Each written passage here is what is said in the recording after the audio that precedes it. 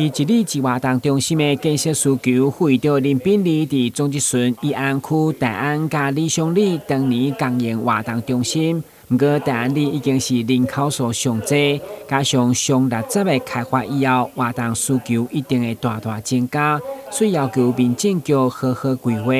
另外，东河里嘛因为历史博物馆当地住户不断增加，嘛要求找适当的机关用地来兴建活动中心。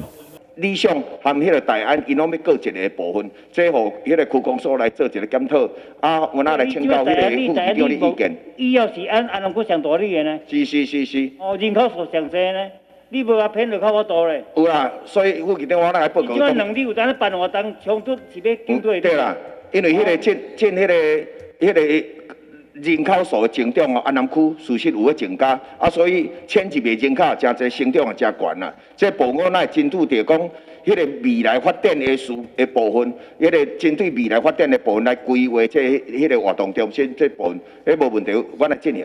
时间我乃请教副局长的意见。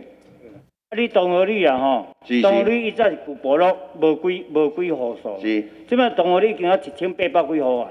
是。因为博物馆遐起高级住宅区起太济啊，你以前用一个500万啊起一个大梯厝吼，使用空间少嘛，所以东河里吼，我相信市长走通的时阵吼，后人也建议东河里5地寮遐有重要基金嘛，遐土地机关用地太济嘛，所以遐吼也爱起一个活动中心起来就对了。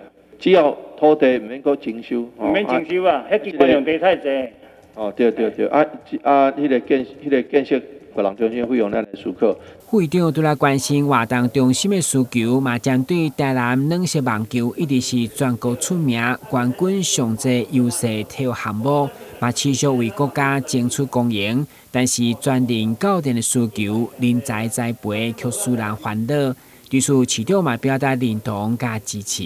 用较好的教练来甲栽培囡仔，栽培选手，互有更较好的发展未来，嘛当嘛是参加全国运动会，是希望讲参加亚运，参加奥运，拢会当为国争光。